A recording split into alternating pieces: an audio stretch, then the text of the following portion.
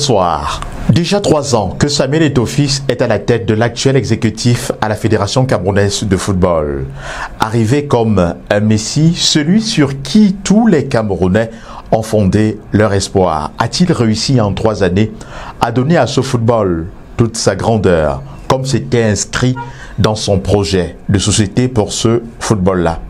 Mesdames, Messieurs, voici ce que pensent les Camerounais des 3 ans de Samuel Eto'o-Fils passé à la tête de l'instance fêtière du football camerounais. Mitigé parce qu'il a tenu un certain nombre de promesses, mais jusque-là nous ne voyons pas grand-chose. Ce qui a été surprenant, comme par exemple le salaire des joueurs. On a dit que désormais les clubs de football c'est des entreprises. Mais alors est-ce qu'un tiers peut fixer le salaire d'une entreprise? Ça paraît paradoxal quand même. On a également relevé l'exclusion de certaines personnes qui s'opposaient ou qui semblent s'opposer au président. On a vu automatiquement que ces personnes ont été exclues de l'Africafoot. Mais également on est un peu surpris qu'après 3 ans à la tête de l'Africafoot, on ait assisté à la modification des textes, je crois, 3 fois. Donc je dirais que c'est un bilan un peu mitigé. Parce que avec les Lions indomptables même, l'équipe Fagnon, sous son magistère, j'ai peur de dire qu'on n'a rien gagné jusqu'ici. Hormis peut-être la qualification des Lions indomptables pour la prochaine Coupe d'Afrique. Je me souviens bien de son programme, il y avait 5 grands points, 5 axes principaux. 5 axes principaux, mais jusqu'ici, je ne perçois pas grand-chose. Bon, sauf peut-être le fait que les Camerounais soient divisés à ce sujet-là. On parle des Glisiens, on parle des Hiboux. Oh, avant lui, on n'avait pas ces clivages-là. Donc sa présence à la tête de la Fédération camerounaise de football pose quand même des problèmes. J'ai l'impression qu'il y a confusion entre le grand footballeur qu'il a été et le manager actuel. C'est 2 choses bien différentes.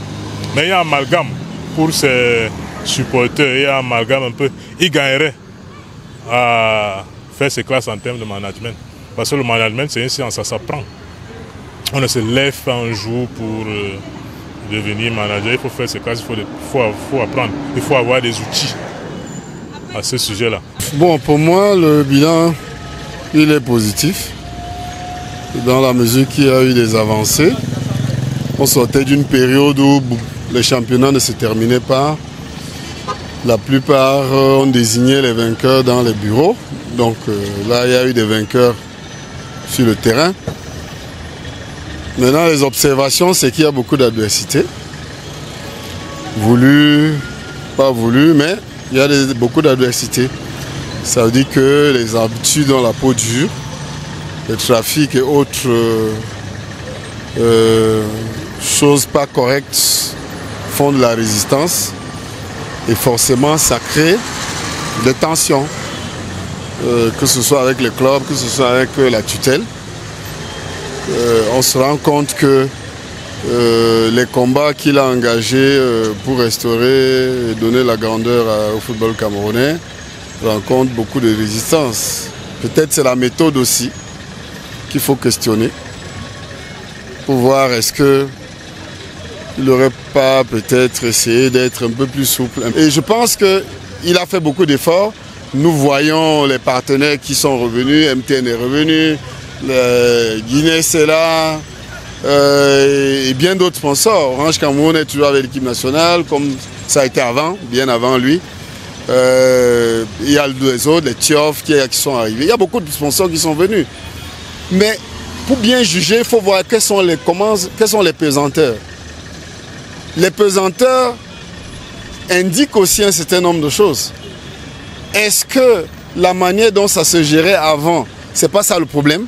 C'est-à-dire qu'on avait l'impression, pas qu'une impression, ce sont des épiceries les clubs. Donc, dès l'instant qu'on reçoit, il faut qu'on soit redevable. Parce que les clubs veulent recevoir, c'est bien. Mais dès qu'on reçoit, on est redevable. On doit des comptes à celui qui donne l'argent. Mais est-ce qu'ils veulent donner des comptes? Quand on leur demande des comptes, ils estiment que c'est leur club. Non, ah non.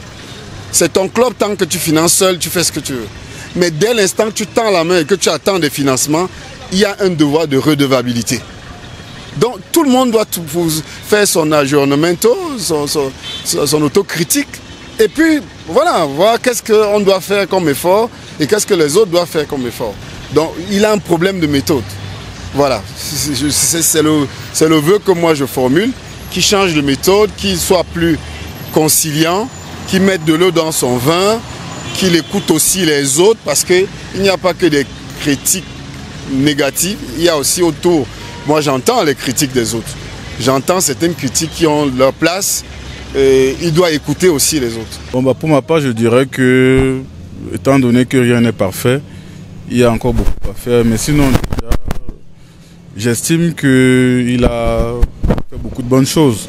Il y a beaucoup moins de plaintes de la part des footballeurs professionnels, et donc je me permets de dire que de bonnes choses arrivent en perspective. C'est vrai que s'il y a quand même des revendications, ça rentre peut-être dans le registre des choses qu'il y a à parfaire. Parce que comme je l'ai dit tantôt, rien n'est parfait, il y a encore du travail. Mais bon, sinon, il faut espérer le positif pour que les choses aillent dans le bon sens.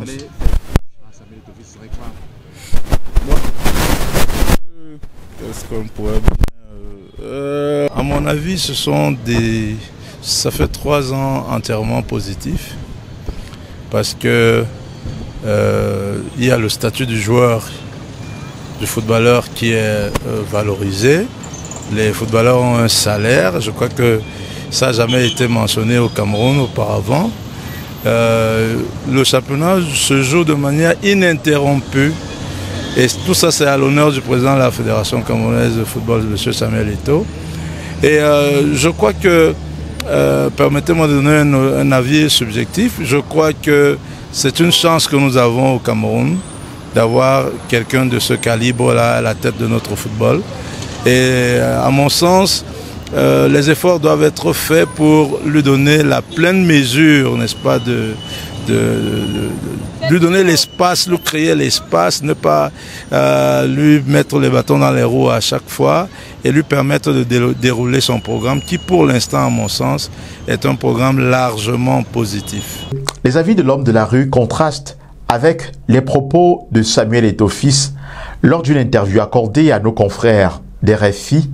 Le président de l'instance fêtière du football camerounais a plutôt fait un bilan élogieux de ces 3 années déjà passées à la tête de cette fédération, tout en relevant les difficultés rencontrées nées des coups bas formulés par certains de ses collaborateurs. Il reste confiant et souhaite certainement briguer un second mandat, si Dieu le permet, à la fin justement de ces 1 an encore à passer à la tête de cette fédération camerounaise de football.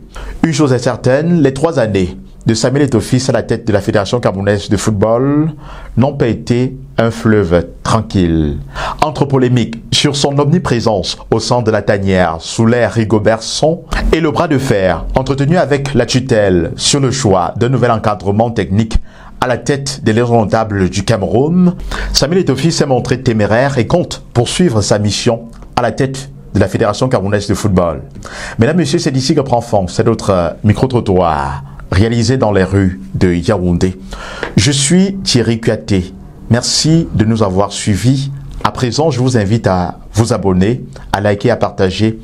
Merci de toujours rester sur Echo 237, votre chaîne de valeur. À très bientôt. Obama Design, l'expertise avérée dans les BTP, une entreprise spécialisée dans la conception des plans architecturaux, la conception des plans de construction 2D et 3D.